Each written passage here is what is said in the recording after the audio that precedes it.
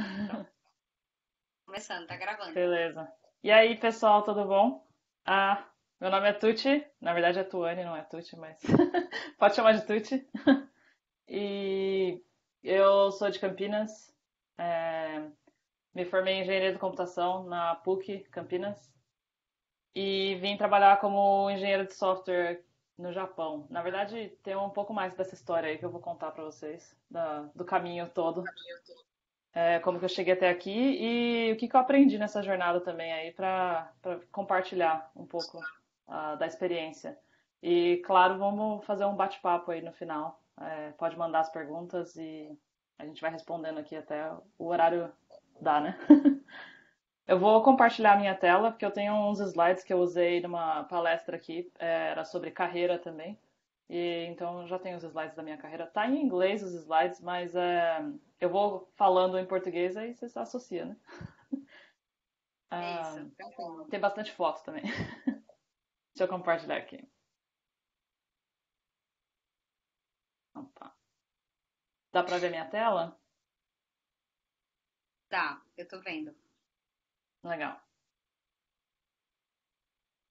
Então vamos lá. Vamos começar.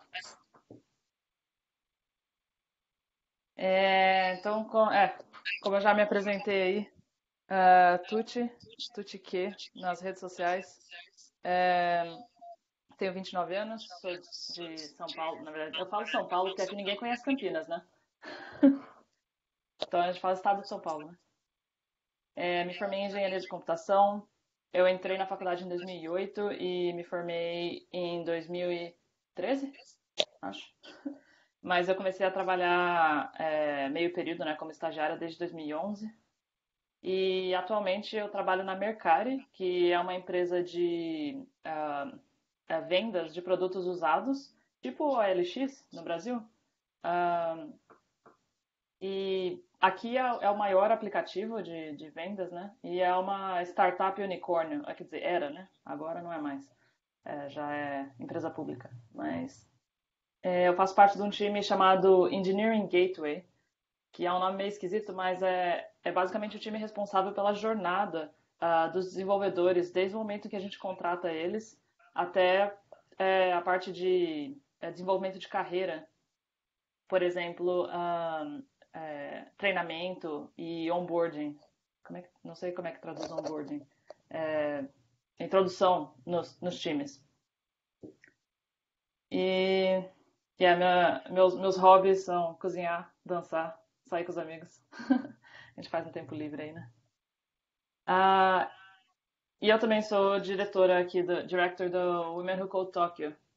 Então, o mesmo grupo que tem aí em Recife, nessa rede maravilhosa que a Karina está me dando a oportunidade de falar com vocês, a gente tem aqui em Tóquio também. Para quem não conhece, o Women Who Code é a- uma organização sem fins lucrativos, né, global, e tem, tem capítulo em mais de 60 cidades. É, Beleza, vamos lá. História da minha carreira aí. Então, como é que começou? Começou quando eu tava no colegial, que eu gostava de anime e mangá. E eu resolvi fazer um. Na verdade, começou com um blog. Eu fiz um blog para compartilhar anime, mangá e umas coisas assim. E aí o blog começou a ficar meio limitado. Eu falei assim, quero um layout mais legal, quero colocar um menu do lado, sabe assim? Aí eu comecei a fuçar no template do blog, aprendi HTML e aprendi CSS e bem pouquinho de JavaScript naquela época. Eu só copiava as coisas, né? Copiava e colava, funcionou. Mal sabia eu que esse é o trabalho do engenheiro de software, né, até hoje. Brincadeira. Ah, Aí depois disso eu resolvi fazer engenharia de computação na faculdade. E foi quando eu descobri que engenharia de computação é um pouquinho mais só do que fazer um blog. Só um pouquinho. Mas gostei bastante. Gostava principalmente das matérias de programação. E aí me formei na PUC em engenharia de computação. Durante o meu período na faculdade, eu comecei a me envolver em um monte de coisa que tinha lá. Todas as oportunidades que eu achei, eu me envolvi. Então eu dei monitoria voluntária, porque eu era aluna bolsista, então eu não podia receber dinheiro pela monitoria. Mas eu falei, mas eu quero dar mesmo assim, eu quero ser monitora, mesmo que eu não possa ganhar dinheiro. Então eu dei monitoria voluntária na disciplina de paradigmas de linguagem de programação. Depois virei vice-presidente do centro acadêmico e secretária-geral da Atlética. Que você pode pensar, o que tem a ver, né, Atlética com computação? O que isso tem a ver com a sua carreira? Nossa, bastante, porque eu aprendi tanta coisa me envolvendo nesses grupos. Você aprende, assim, é bizarro porque é uma experiência de liderança desde o começo, sabe? Então eu aprendi a lidar com, primeiro a falar em público, eu não tinha mais medo de falar na frente de 100, 200 alunos, e se aprende a gerenciar projetos, gerenciar tarefa. O centro acadêmico tinha um monte de produto, e a gente tinha que fazer os pedidos dos produtos, então você aprende a lidar com outras empresas, fazer parceria. Então eu aprendi muita coisa enquanto eu estava no centro acadêmico e na Atlética. E eu uso até hoje no meu dia a dia, assim, das experiências que eu tive, né? E depois, no final do meu quarto ano, não, terceiro ano, ixi, nem lembro mais. Eu fiz um projeto também de iniciação científica num centro de pesquisa perto da PUC, que era para trabalhar com uns robozinhos móveis, né? Tipo esse que tá na foto aí. Que era para programar em Python para controlar os robôs à distância pela internet, né? Mas foi um projeto de, sei lá, nem 6 meses, foi curto. Aí comecei os estágios, né? No quarto e quinto ano da faculdade comecei a fazer estágio. Meu primeiro estágio foi no CPQD, com Java. E foi quando eu basicamente aprendi um pouquinho como que faz programação no contexto profissional, né? Não no contexto acadêmico, porque tem uma diferença bem grande. Eu me lembro até hoje da primeira tarefa que o meu mentor me deu no CPQD. Ele falou assim: eu preciso que você faça um parser de XML a gente vai pôr esse arquivo e aí tem que transformar nos objetos que a gente tem no sistema, né? Eu escrevi o negócio na mão, assim, né? Cheio de if, né? Tal. Aí passei, sei lá, 3 dias escrevendo o negócio, mostrei pra ele e falou assim: então, legal, mas tem uma biblioteca que você insere que faz isso em 2 linhas. Ah, as coisas que a gente aprende, né? Depois disso, nunca mais escrevi nada do zero sem procurar uma biblioteca antes. Sim. Ah, enfim, aí no meu último ano da faculdade, eu comecei a aprender Ruby on Rails, graças a um amigo da faculdade que estava fazendo estágio na época com Ruby on Rails. E eu falei para ele, eu falei assim, eu quero fazer meu projeto de conclusão de curso e eu quero fazer um sistema para o consultório da minha mãe. E eu quero fazer online, né? Quero fazer webs, ela pode acessar em casa, a ficha dos pacientes, controlar a sala de espera, esse tipo de coisa. Aí eu falei assim, faz com Rails, né? Rails é super facinho de aprender, especialmente para quem não tem experiência com web, né? Aí eu falei, beleza, né? Aí eu aprendi Rails para fazer o projeto. Acabou virando um projeto meio cabuloso, eu fiquei 2 anos fazendo. Demorei um ano a mais para me formar, mas deu bom, aprendi muita coisa. E também coloquei o projeto no GitHub desde o começo, e aí já virou portfólio, né? Que aí, logo depois que eu me formei, me rendeu um emprego com Ruby on Rails numa startup em Campinas. Então comecei a trabalhar como desenvolvedora Ruby on Rails logo que eu me formei. Aliás, antes de eu me formar, eles já me contrataram. Aí fiquei nessa startup por um tempo, depois apareceu uma vaga na Samsung, na verdade no CID, no Samsung Instituto de Desenvolvimento para Informática, que tem em Campinas também. Apliquei, a vaga era para trabalhar com Android, né? E eu sabia Java, que eu aprendi na faculdade, mas nunca tinha trabalhado com Android, mas fiz a prova de Java lá, eles falaram assim, ó, beleza, da hora. É, e me contrataram. Então eu trabalhei na Samsung por um ano e meio, um ano e meio, acho que foi, com Android, desenvolvimento Android. E durante esse período eu estava trabalhando num projeto, inclusive se vocês tiverem celular Galaxy, o Kids Mode, tem código meu aí no Kids Mode. É, era o projeto que eu estava trabalhando. E aí esse projeto era com um time da Coreia, então eles me mandaram numa viagem para a Coreia por um mês para trabalhar lá, que foi uma experiência assim incrível. É, deu um choque de cultura, mas a experiência no geral foi muito boa. E aí foi aí que eu decidi, eu falei assim, nossa, tem muito para se ver fora do Brasil e a minha experiência aqui está muito limitada, eu quero ver mais. Quero experimentar como é que é trabalhar fora. Quando eu decidi, eu entrei no, eu passei meu LinkedIn para inglês, fiz o meu currículo em inglês. E nisso eu estava aprendendo inglês, assim, eu fiz CCAA, né? Durante o colegial, acho que foi. E durante a faculdade eu dava aula aos sábados de inglês para criança, para praticar mais e ficava assistindo seriado em inglês, esse tipo de coisa, né? Então meu inglês estava ok, não perfeito, mas porque perfeito também nunca vai ser, mas estava ok. Então eu traduzi meu currículo inteiro para inglês e comecei a procurar vaga. Eu fui no LinkedIn, foi bem assim, eu fui no LinkedIn e eu filtrei assim, quais são os países que falam inglês que eu consigo me lembrar? Austrália, Reino Unido, Estados Unidos, Canadá. Eu fui colocando assim, ó, e coloquei filtrar vagas, desenvolvimento de software em todos esses países. Apareceu Legal. uma porrada. Aí eu falei assim, agora vamos, né? Fui aplicando uma por uma, assim, ó. Eu olhava a descrição, deu match aí em umas 3, 4 coisas. Não, não precisa ser tudo, não precisa ser 100%. Que isso aí, 50% tá valendo já. É, eu aplicava, eu mandava. E tinha vários que pediam cover letter, sabe? Carta de apresentação. Aí eu escrevia a, escrevia a carta de apresentação e procurei uns templates na internet, né? Carta de apresentação para trabalho, blá blá blá. E fiquei mandando. Eu acho que eu devo ter aplicado por mais de 100 vagas. E aí eu consegui uma ou outra entrevista. É claro que não é fácil, porque tem muito lugar que eles não vão te dar o visto de trabalho.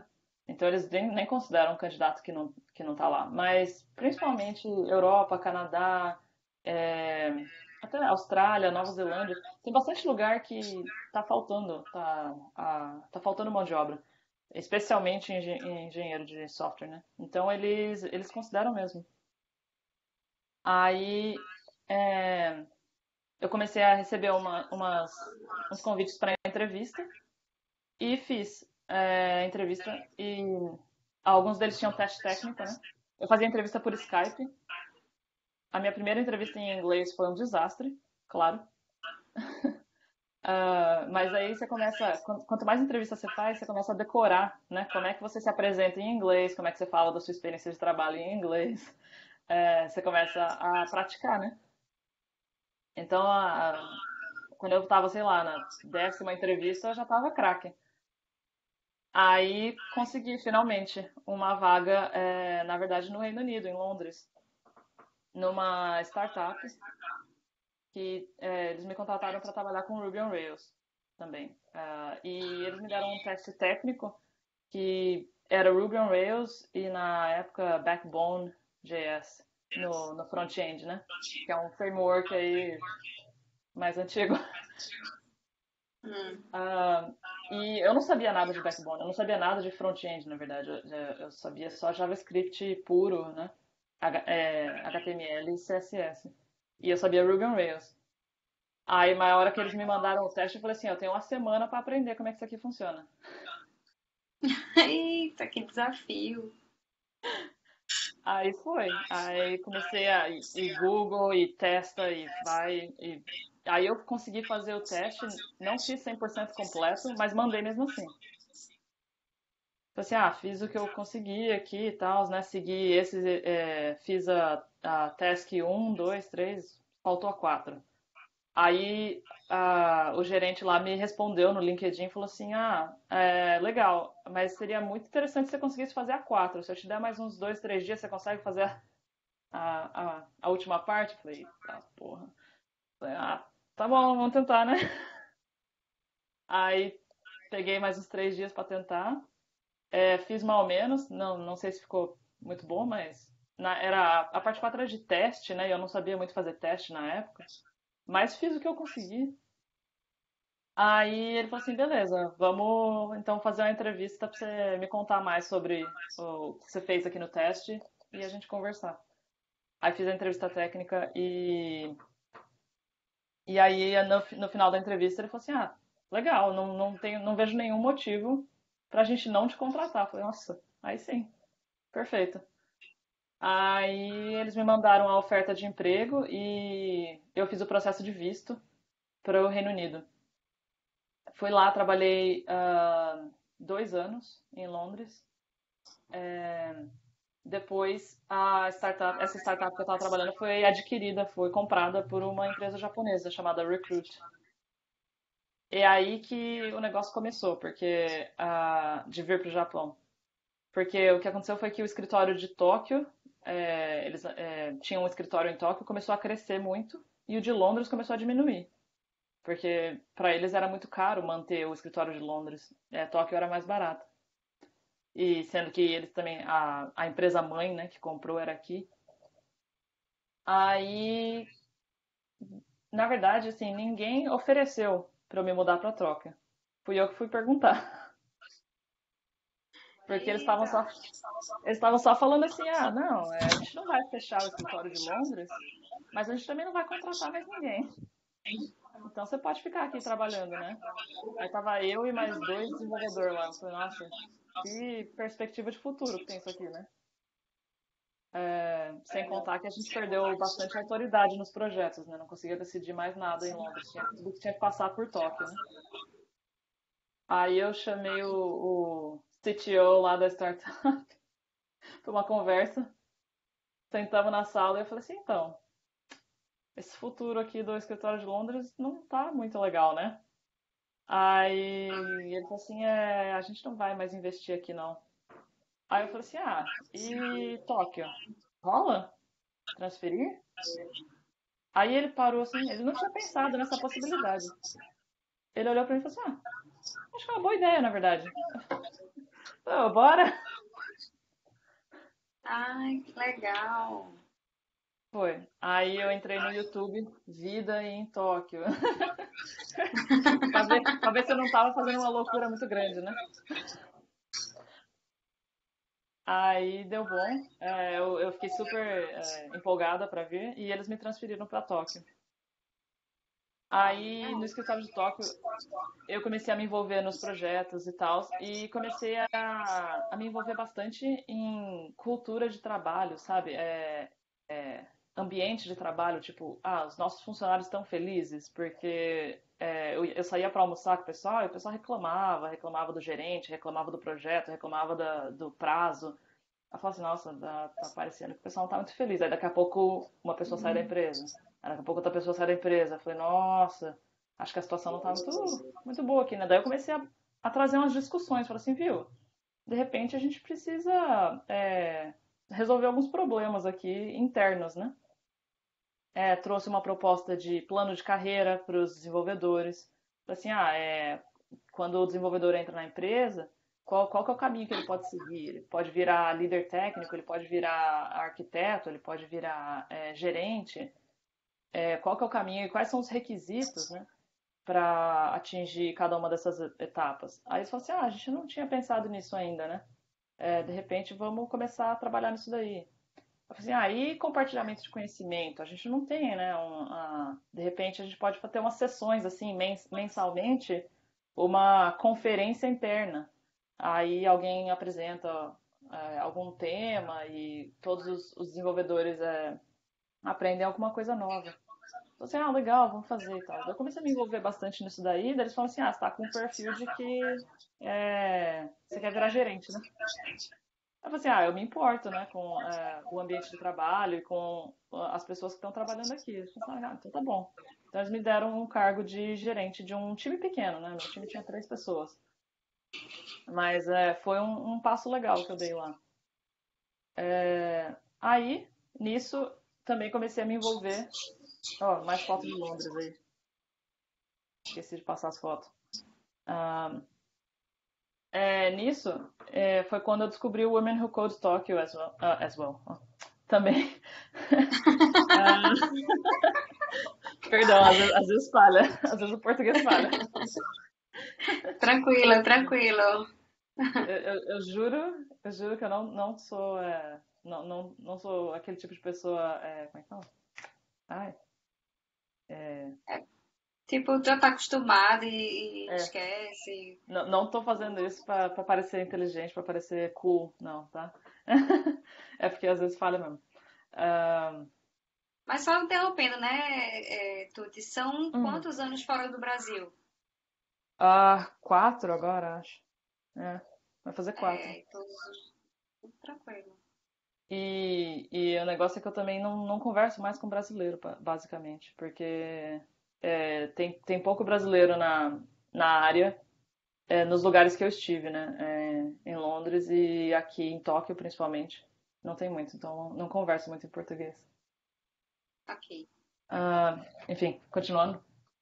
Aí eu comecei a me envolver com o Women Who Code Tokyo e foi quando, de novo, voltou aquela coisa do centro acadêmico, da atlética, de me envolver com a comunidade, de organizar evento, de fazer esse networking, né?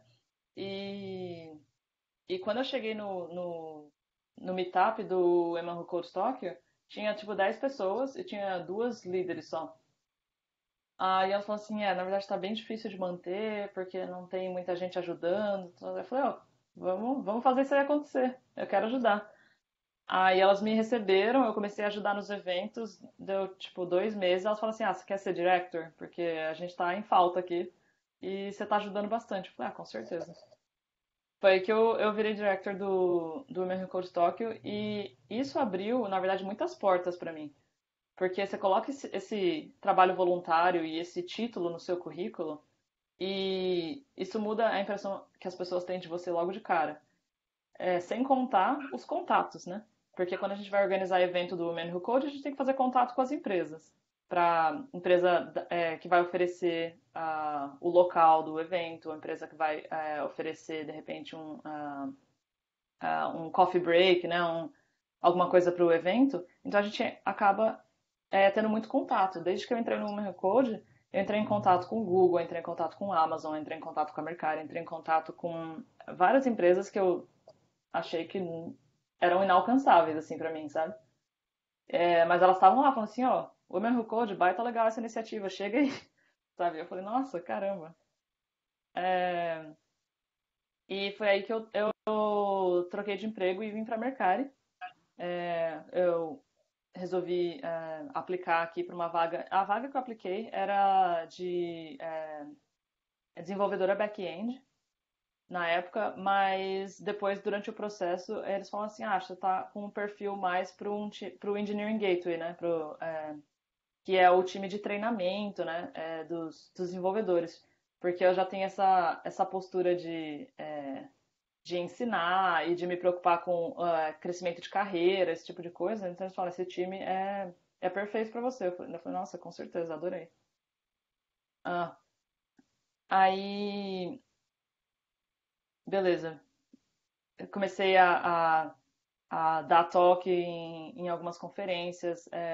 Por causa do Women Who Code, eu acabei desenvolvendo um, um nível extra de autoconfiança, sabe? De quando eu vou e converso com as pessoas e elas falam assim, nossa, legal esse conteúdo que você tem para oferecer, vem oferecer o nosso evento, ou então aplica para essa conferência. Aí você fala, nossa, caramba, né? As pessoas realmente estão interessadas em ouvir o que eu tenho para dizer. E isso não é porque eu sou especial, não. É porque a gente não percebe que cada um de nós tem uma experiência muito relevante para contar. Mesmo quem está acabando de começar. É, e quando a gente compartilha com outras pessoas, a gente descobre que tem muita gente na mesma situação. E que aquela informação, aquele conhecimento vai ser muito útil. Então, foi isso. Fui para Manila, no Women Who Code Manila Tech Summit. Ah, e fui para São Francisco em abril, também no Women Who Code Connect, ah, com essa mesma palestra ah, de escalando o desenvolvimento de software, né? É uma palestra que eu tenho. Enfim, resumão. Em outras palavras, o que eu fiz durante toda a minha carreira? Eu aprendi programação, fato. Eu ajudei outras pessoas a aprender programação, fato. E eu comecei a ficar. Eu tinha essa curiosidade de como outras coisas funcionam além de programação. Como funcionam times, como funcionam eventos, como funcionam pessoas. Então eu comecei a aprender sobre outras coisas. E eu experimentei muita coisa diferente.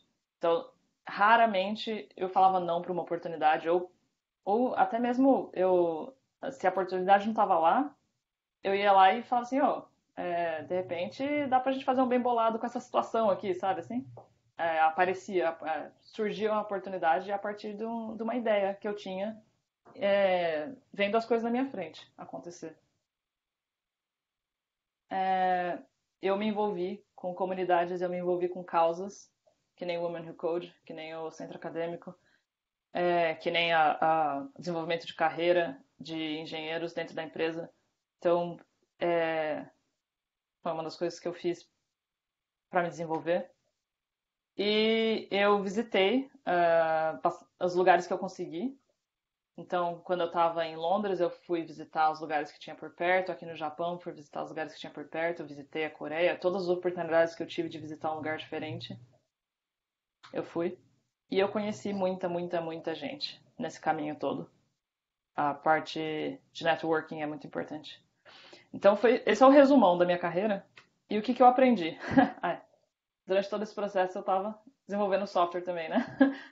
Porque essa é a parte que me dava o dinheiro. E que eu gosto também, né? Ah, mas eu gosto de falar que a minha maior conquista é a pessoa que eu me tornei com todas essas experiências. Então é tudo são as minhas experiências e os meus aprendizados. E aí o que eu aprendi durante toda essa jornada? Eu aprendi proatividade. Proatividade é uma palavra muito, muito, muito importante. E que basicamente significa, se você não perguntar, se você não pedir, você não vai ter. Se você não for procurar, você não vai achar. Se você não tentar, você não vai saber o resultado. Então, é basicamente, não fique esperando a oportunidade cair no colo ou fique esperando alguém mandar você fazer alguma coisa ou pedir para você fazer alguma coisa. Vai atrás, sabe? E, e às vezes as coisas parecem misteriosas, assim, né? Você fala, nossa, como é que faz vira presidente do centro acadêmico? Como é que define o desenvolvimento de carreira dos engenheiros numa empresa? Parece misterioso, parece fora do alcance, mas dá uma pesquisada. Vai no Google, né? Desenvolvimento de carreira para engenheiros. Dá uma lida no assunto, dá o primeiro passo. Fala assim, de repente a tarefa parece muito grande, mas dá o primeiro passo. Fala assim, de repente, se eu conversar aqui com 3, 4 engenheiros da empresa, eu vou entender melhor o ponto de vista deles. Entendeu? Às vezes é só o primeiro passo. Depois, sei lá, pergunta pro seu chefe, fala assim, ó, tô querendo, tô estudando um pouco disso daqui, o que você acha? Você acha que a gente tem como implementar isso aqui na empresa? Aí, de repente, vai te dar uma direção, fala assim, faz um resumão aí das coisas que você aprendeu e vamos tentar comparar com o que a gente tem aqui hoje. Entendeu? Então, é assim, um passo de cada vez, quando você vê, você tá você alcançou um negócio muito da hora. E outros aprendizados, né? Quando você estiver aprendendo, não se preocupa também em entender todos os detalhes, né? Só absorve bastante informação depois você vai analisar criticamente, assim, o que é útil mesmo, o que não é. Ah, e depois, quando você passou a fase de aprendizado, tá na fase do tipo, ok, agora eu vou botar a mão na massa. Aí você liga aquele modo curioso, assim, de tentar entender exatamente como as coisas funcionam, ao invés de só copiar e colar, basicamente. Ah, é importante humildade também, porque às vezes é um balanço, né, entre autoconfiança e autoestima e arrogância. Então, por mais que você tenha conquistas ou que você tenha experiências, sempre ouve o que os outros têm para dizer, porque muitas vezes eles têm é, quase sempre, né? As pessoas têm experiências diferentes e vão te trazer outros pontos de vista que você não tinha pensado ainda. E aí você consegue aprender mais ainda, e você consegue chegar numa solução melhor juntos, né? Achar que você já sabe tudo é um grande erro. Ahn, Dê valor aos seus relacionamentos pessoais, porque no fim do dia, as pessoas que você tem conexão vão te ajudar muito na sua carreira, podem te ajudar muito na sua carreira. E pratique a empatia, se coloca no lugar das pessoas. Isso não só quando, por exemplo, quando você está falando do seu desenvolvimento de carreira, mas quando você está desenvolvendo software, né? Se coloca no lugar do usuário. Pensa, de repente você está desenvolvendo uma funcionalidade lá que faz o download de 500 MB de áudio. E aí, quem tem internet bosta? Então, é, a empatia não é só para relacionamento interpessoal, mas é para tudo que você está fazendo, assim, né? Autoconfiança, que na verdade tem pesquisas aí que falam que a autoconfiança é um dos maiores problemas no caminho de mulheres para avançar a carreira delas ou conquistar as coisas, é falta de autoconfiança. Então, acredita em você. É, te, mantenha aquele pensamento de, claro, tem um monte de coisa que eu não sei ou que eu não consigo fazer, mas pensa que é ainda. Pensa que você consegue aprender. Confia no seu poder de aprendizado, sabe? Então se coloca numa situação, que nem eu me coloquei na situação da entrevista de emprego, que eles me deram o teste técnico e eu falei, nunca vi esse negócio na minha vida. Mal tem uma semana para aprender, entendeu? Se eu não tivesse autoconfiança de falar assim, vou tentar aprender isso aqui em uma semana e acho que dá, eu teria recusado ou teria desistido antes de fazer, né? Então é importante uh, confiar no seu poder de aprendizado. E a outra coisa que eu gosto de falar é o porquê não, né? Quando qualquer coisa aparecer na sua frente, primeiro se pergunta por que não, ao invés de tentar justificar por que sim. Porque as oportunidades às vezes estão nas situações mais inesperadas. De repente, alguém vai te chamar para um café com artistas e, sei lá,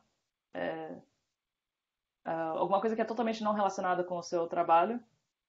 Mas, e aí você já pensa, não, não quero, sei lá. Mas você pensa, por que não? De repente eu vou encontrar um pessoal lá, de repente eu vou fazer uma conexão com alguém que vai me dar uma oportunidade no futuro.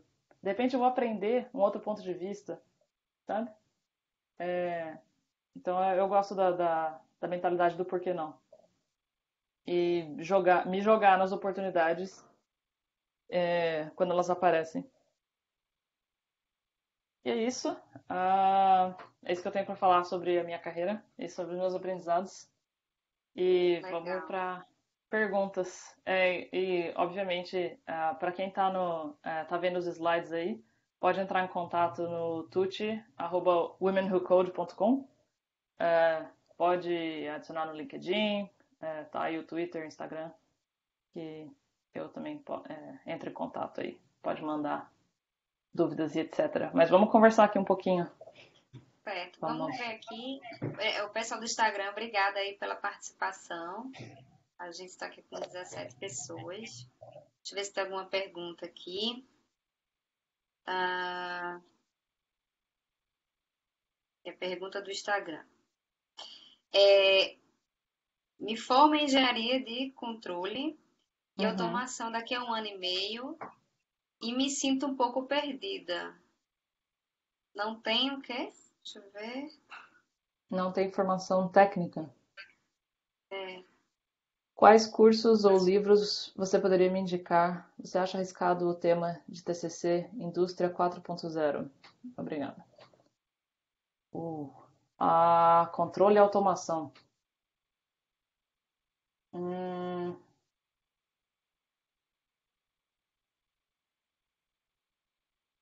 Difícil, especialmente livro. Eu não sou uma pessoa que lê muito. Eu leio artigo, mas não leio muito livro. Não é um bom conselho falar isso, né? Ah, não lê livro. É, lê livro, sim. Ah, ah, mas deixa eu pensar. Olha, eu acho que, de novo, eu não tenho muita experiência em controle e automação. O, o máximo de experiência que eu tenho é com um pouquinho de IoT, né? uhum. Internet das coisas. Mas eu acho que cada área que você se forma, tipo, eu me formei em engenharia de computação e eu tive aula de circuitos elétricos, eletrônica, circuitos lógicos. Ah, tá dando eco. Tá dando eco? E agora? Ah, Tá tranquilo? melhorou? Pra mim tá ok aqui. É, mas então, e, e a questão é, o seu diploma não necessariamente te guia para uma área específica. É um leque de possibilidades, né? Então, eu acredito que a automação e controle é a mesma coisa. Você tem infinitas possibilidades e eu acho que é interessante no começo da carreira você descobrir essas possibilidades e experimentar. Então, vai conversar com outras pessoas que já estão na área, de repente acha uma comunidade também e achar alguém que já está trabalhando em alguma área relacionada e, e ver quais são as suas possibilidades, sabe? E aí você vê o que desperta aquele interesse a mais. Você fala assim, isso aqui é um pouco mais interessante, de repente eu vou investir uns meses estudando isso daqui, ou fazendo um projeto com isso daqui. Aí você vai descobrindo. Esse é o meu conselho. Mais do que livro e curso, eu acho. Legal. Deixa eu ver aqui se tem alguma pergunta. Acho que tem alguém aqui. Aqui.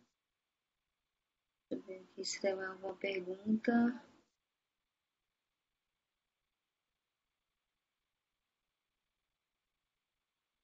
Deixa eu ver aqui que eu não tô vendo nenhuma pergunta. Pessoal, tem mais alguma pergunta? Alguma coisa pra Tuti? Já tá dizendo aqui, Camila, tá dizendo que você é inspiradora. Que lindo, gente. Obrigada. Deixa eu ver se tem aqui. O Ah, processo de tá. adaptação no Japão foi complicado? Foi. Ah, especialmente porque eu não falo japonês. E o pessoal aqui é bem ruim no inglês, viu? Ah, Deixa eu ver. O maior choque inicialmente acho que foi o quanto as pessoas não falam inglês aqui. Então, para mim, eu precisava de ajuda de amigos que falam japonês e inglês para tudo. Para alugar apartamento, para fazer a conta no banco. E eu comecei a estudar o japonês, né? Porque eu falei assim, já que eu tô aqui, vou estudar um pouco, né? Mas nossa, que língua difícil, Jesus amado. E até hoje tu, É, tu fala bem assim com o japonês? Ou... Não, não. Eu falo assim. Na verdade, eu não considero que eu falo japonês nada, mas eu É. entendo umas palavras básicas. Eu consigo pedir comida no restaurante, sabe assim? Bem sobrevivência. mas não Sim, consigo ter uma discussão em japonês, não. sim. E eu aprendi a ler algumas das letras, não todas, algumas das letras japonesas que me ajudam às vezes para ler embalagem, né, nos lugares. Mas Tóquio tá ficando mais internacional cada vez mais, especialmente com as Olimpíadas aí vindo. Tem bastante embalagem e placa em inglês agora. Legal. Deixa eu ver aqui, acho que tem mais uma pergunta aqui acho que é da Samara. Deixa eu ver aqui. Ela perguntou qual linguagem de programação você aconselharia alguém que ainda está no primeiro período? Primeiro período. É, Essa pergunta é engraçada porque, bom, para começar, eu acho que quando você aprende bem uma linguagem de programação, uma ou duas, você consegue aprender qualquer uma. Essa é a minha experiência. Eu aprendi Java na escola, na faculdade, na faculdade. e trabalhei muito pouco com Java, mas me ajudou a aprender, por exemplo, o Ruby on Rails, que também é orientado a objeto. Então, tem vários dos conceitos que são muito semelhantes. Então, você aprende uma, você aprende qualquer outra. É só você ter aquele mindset de mapear, né? Fala assim, Sim. isso aqui é o equivalente àquele outro. Então, aí você consegue pegar mais rápido. Eu acho que as que estão em alta agora é JavaScript, Python, que mais? É, tem, tem um nicho aí de Go, né? Que mais? E, obviamente, se você Kotlin. for para Kotlin, Kotlin. para mobile é Kotlin no Android e Swift no iOS, né? Ruby também. Ah, eu, olha, Ruby, eu acho que perdeu bastante popularidade. Perdeu. Mas no Japão ainda tem bastante lugar que usa, especialmente porque o Ruby foi criado aqui, né? Foi Sim. criado por um japonês. Mas fora do Japão, acho que perdeu bastante a popularidade. Mas, assim, para ser bem sincera, como eu falei, eu acho que a enorme barreira não é aprender uma linguagem, não é aprender uma sintaxe. Então, se você usar para um projeto, você, você aprende, depois no outro projeto você usa outra linguagem. Isso. Então, acho que é meio que não tem tanto problema. Mas eu diria para você focar em aprender os conceitos.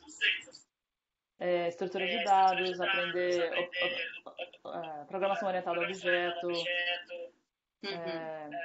como é que chama? Design patterns. Sim. Tem nome em português isso?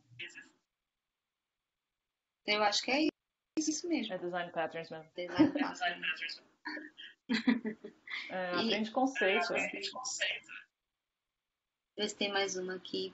Pense em voltar para o Brasil. É Patrícia. A Patrícia está perguntando. Hum, Pense em voltar para o Brasil. Sente falta de alguma coisa daqui, do Brasil? sinto falta da cultura interpessoal, que no Brasil é maravilhoso, assim, o jeito que você faz amizade, que você. Até o jeito que você almoça com seus colegas de trabalho todo dia, isso não existe aqui, não. E em Londres também não existia, na minha experiência lá também não. Mas. E da comida, sinto falta da comida, claro. Mas por hora eu não penso em voltar pro Brasil agora, porque eu acho que ainda consigo aprender mais e crescer mais com a minha experiência aqui. E se eu voltar no futuro, voltar para fazer a diferença, sabe? Legal. Bom, ver se tem outra que pergunta. Ah, oi.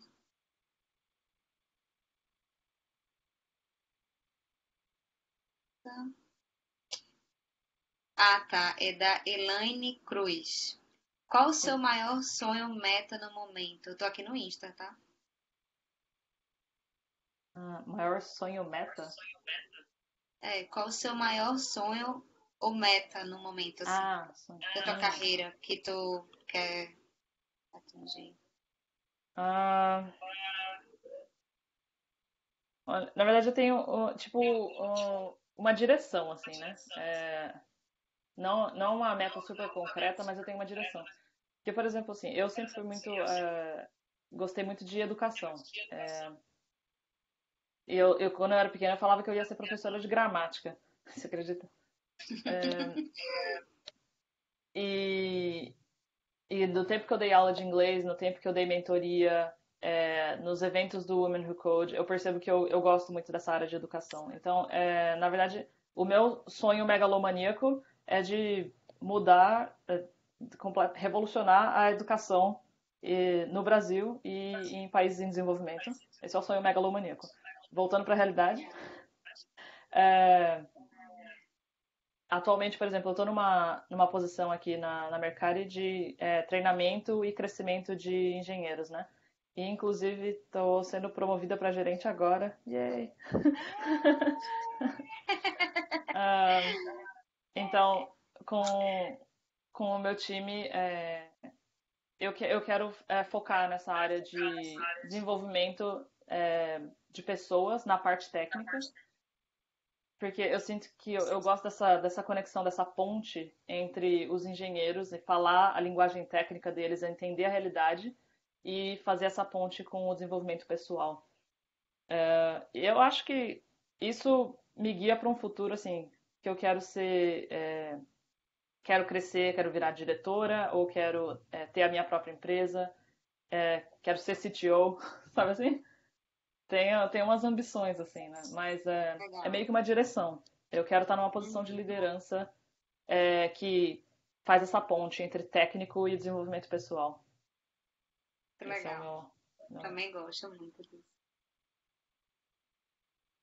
Deixa eu ver aqui. Tá respondida? Ver se tem outra pergunta aqui. Eu queria...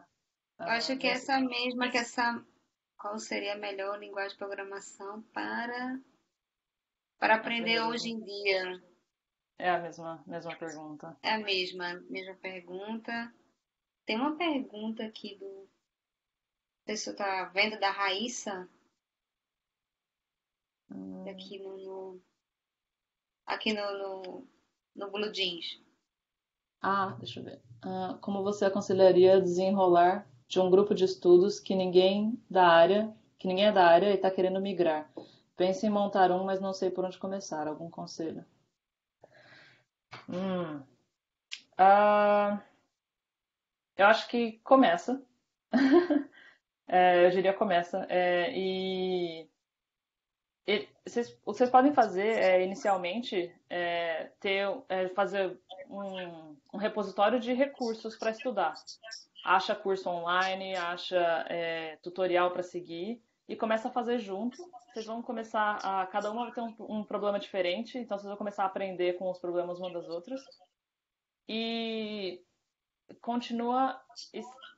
Uma coisa interessante se você coloca um nome nesse grupo, eu não sei se é parte do Women Who Code ou não, mas se você coloca um nome nesse grupo, grupo de estudo, sei lá, de programação na cidade de blá blá blá, sei lá, põe um nome, põe uma marca, fica mais fácil de você atrair gente.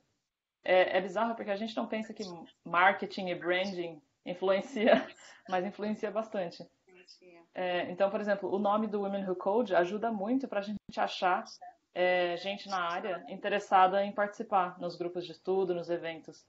Então, quando eu vou para, eu acho assim, tem uma tem uma mulher maravilhosa aqui que trabalha, inclusive, trabalha nesse prédio,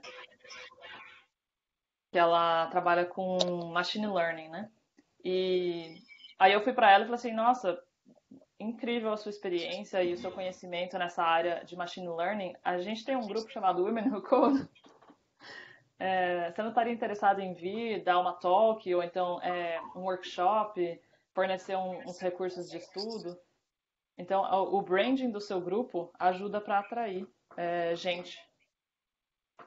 Então, essa é uma ideia aí. Legal.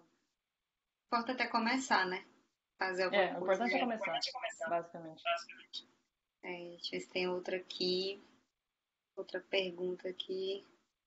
A da Patrícia. Patrícia Morales, né? Tem muitas mulheres trabalhando em TI aí? No Japão, não. Não?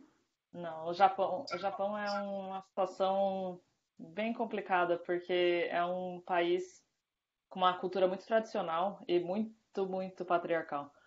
É, aqui, até hoje, a cultura ainda é de que a mulher, ela pode até ter um trabalho no começo da carreira, mas assim que ela se casar e tiver o primeiro filho, ela vai parar a carreira dela para tomar conta da família.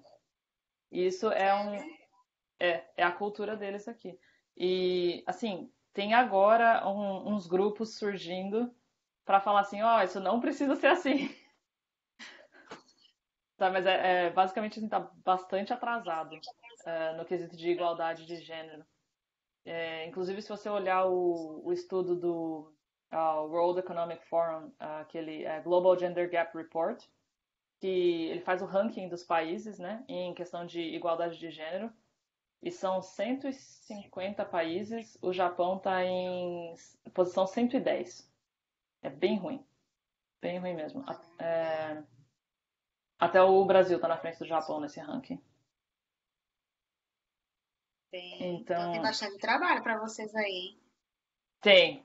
Morrendo E de vocês aí. é por isso que é muito importante É organizações como muito o Women Who importante. Code e o apoio de empresas também é muito importante aqui ainda. E tem a diferença cultural também de que é bastante difícil de entrar nesse mercado.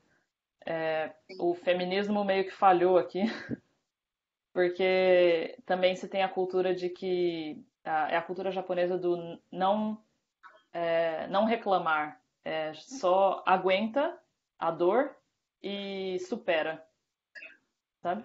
Que é uma cultura muito interessante, mas pode levar para uns extremos, assim, né? De Sim, que pedir por igualdade é porque você está reclamando, sabe assim? Então é complicado. Mas estamos trabalhando nisso aí. entendi. O importante é ir trabalhando nisso aí. É, Mas é surpreendente aí que tu falou, né, da cultura do Japão em relação à mulher. tem, Eu não ainda sabia, pra mim foi surpresa. Agora tu falar isso, é. Mas realmente eu fiquei bastante surpresa. o que me dá esperança é a nova geração mesmo aí. Tem bastante grupo de estudante aqui levantando esse assunto Certo. agora.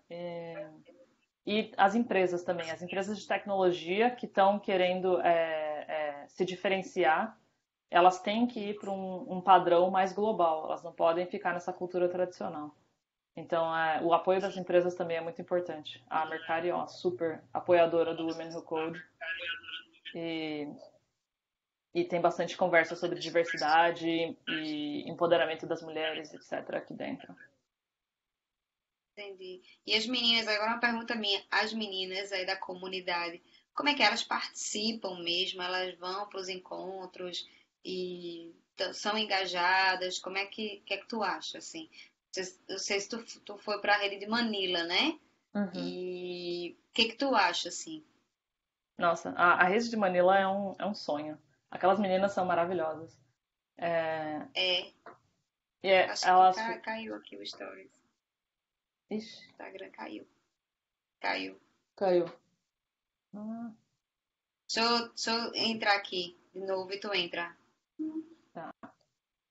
Caiu a conexão. Desculpa, pessoal, que tá aqui. Mas assim, pronto. A gente tá voltando, caiu e. Bom, pede aí pra entrar. Eu já tô ao vivo. Hum, tem que aparecer. Aqui. Request. Tu entrou. Mas tu entrou como. Tu tem que compartilhar contigo. Ah, tá. Agora foi. Tá. Agora foi. A gente voltou, tá? Desculpa, a gente caiu. Mas a gente tá voltando. Só concluindo aqui, a pergunta Isso. foi. Perguntei como é que é essa, né, comparando no Japão, o Woman Who Code toca, a participação, o Uhum, engajamento das meninas lá, o que é que ela, enfim, acha.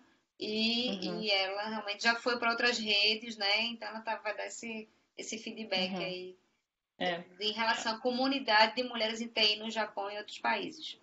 uhum. Como eu disse, aqui no Japão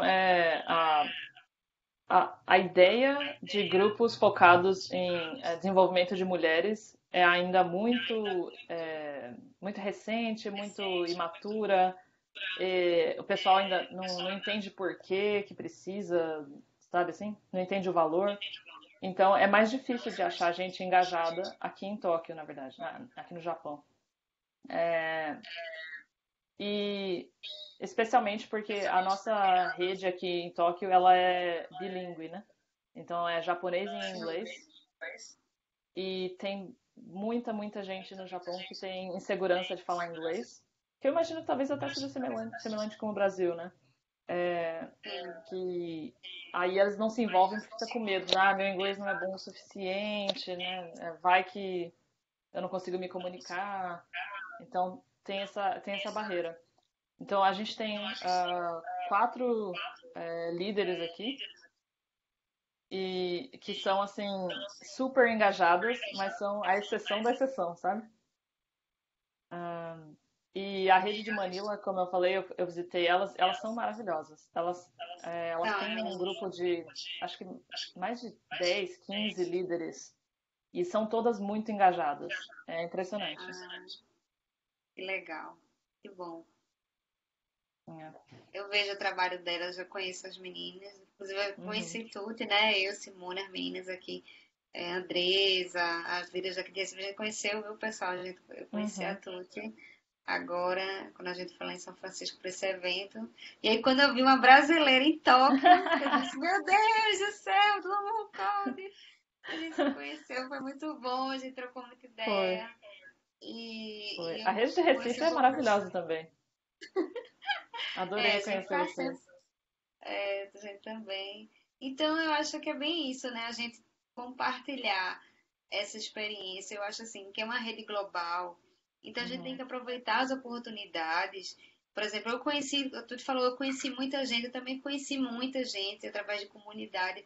Então, pessoas que eu jamais imaginaria que eu iria conhecer, oportunidades que eu teria, né? Quando que eu ia conhecer a Tuti, uma brasileira em Japão, se não fosse pela comunidade do No Code, né? uhum. São tantas oportunidades legais, né? E, Sim, enfim, sim. hoje a gente está aqui trocando essa ideia, experiência, Pois é, e eu acho que é isso que é legal, né? De repente a gente está compartilhando alguma coisa técnica aqui juntos, uma uhum, experiência dela no trabalho, e a gente aqui também. Eu acho que o mais bacana de comunidade, que eu sou apaixonada, é esse lance da gente estar compartilhando experiência. Eu adorei conhecer um pouco mais da tua história. Esse lance de você ser mais engajado, de você não ter medo, de você enfrentar as coisas, né? E eu acho isso muito importante mesmo. Então, eu também uhum, aqui em Recife, eu não sabia o que era comunidade e fui, ó, só sei que eu quero estudar, montar um grupo de meninos, uhum, vamos estudar. uhum. Mas, e assim começou aqui. Então, é isso que É. ela. E a história dela de enfrentar, de ir para outro país, de estudar inglês, a gente tem medo, né? Porque a gente fica com Uhum. receio. Essa questão da tua confiança também foi bem inspirador. Ah, que bom, que bom. Essa é a ideia, gente.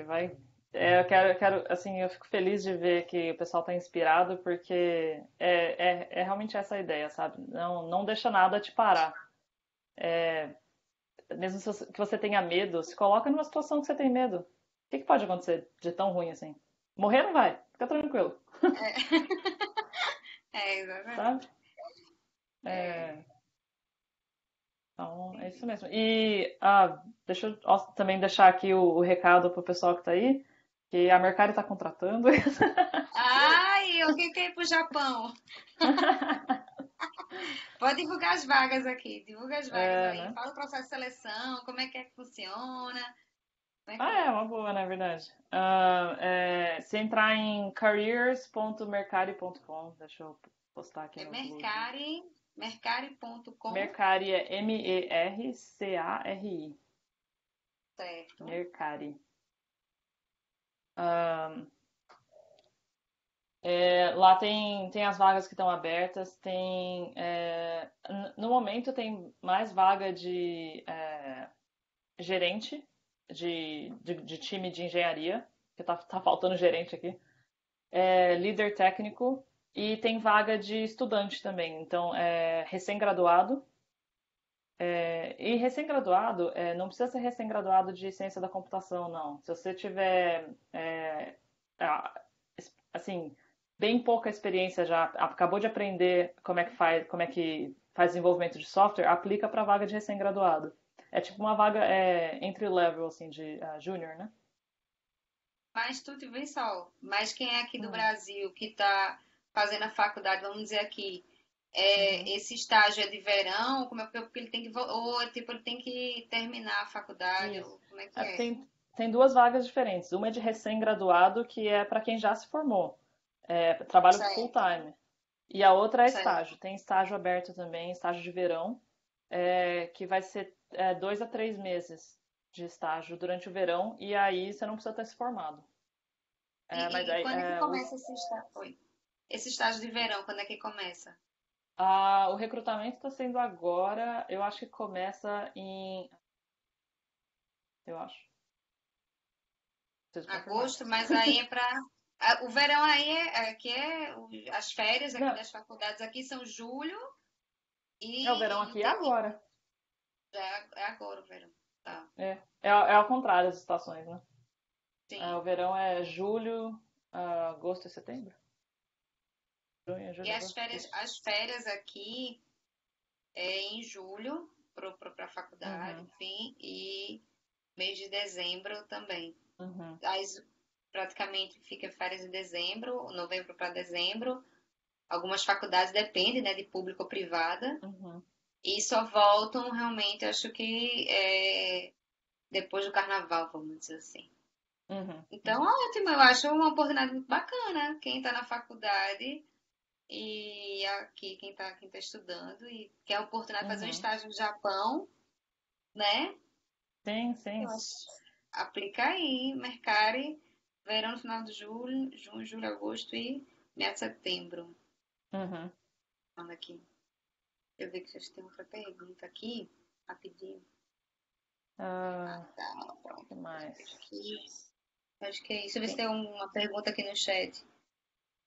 eu já deixei, mostrei no slide aí o meu e-mail, etc. Mas se vier passear aqui no Japão, passar um mês no Japão, me manda mensagem. Vamos se ver, vem para os eventos do Women Who Code, te apresento para uma galera. De repente, quem sabe, né? Rola uma oportunidade. Isso. Eu posso também colocar lá no, botar no Stories ou no post, alguma coisa assim pro Isso, pessoal. pode ser. Pode ser. E com teus É, contatos. desmistificando aqui, eu vi uma pergunta se precisa falar japonês, precisa do idioma. Não, não precisa. Obviamente, é um fator a mais se você fala japonês e inglês. Você tem mais oportunidade. Mas tem diversas oportunidades que eles não estão pedindo japonês, que é basicamente só inglês. Você precisa só do inglês. Vou fazer uma pergunta. O inglês tem que ser, pode ser aquele intermediário que a gente desenrola assim, ou Sim, tem que ser sim. aquele inglês assim fluente? Não, não, não. Intermediário tá bom. Conseguiu se comunicar, tá bala. Tá ótimo. E só de conhecimento, o que que precisa saber assim? Desenvolvimento web, Então, qual é assim o skill? eu vou falar aqui da Mercari, mas eu acho que aplica para várias empresas, na verdade, por aqui. Que tem time para tudo. Aqui a gente tem time de back-end, que é o pessoal que desenvolve API. Então, se você souber back-end, design de API, tudo bem que isso aí já é mais alto nível, né? Estudante não vai saber essas coisas. Que mais? Tem front-end, que é com JavaScript, React, é, tem Android com Kotlin, tem iOS com Swift, tem ah, infraestrutura, a parte de gerenciamento de servidores, mas eu acho que normalmente eles não pegam estudante, mas se você já é da área, ah, Pega.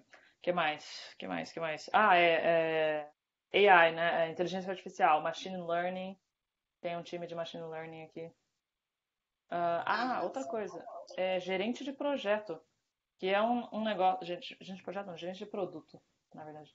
Que é um Hum, negócio que é relacionado da área, mas você não precisa ter tanto conhecimento técnico. Algum conhecimento técnico é interessante se ter, mas se você sabe, por exemplo, metodologia agile, metodologia ágil, né? É, uhum. gerenciamento de projetos com, sei lá, na verdade, nem aqui na Mercari a gente nem pede like, certificação em nada, é mais a experiência mesmo de gerenciar o projeto, saber lidar com prazo, saber dividir as tarefas, estimar, esse tipo de coisa. E o que conta também para gerente de produto é UX.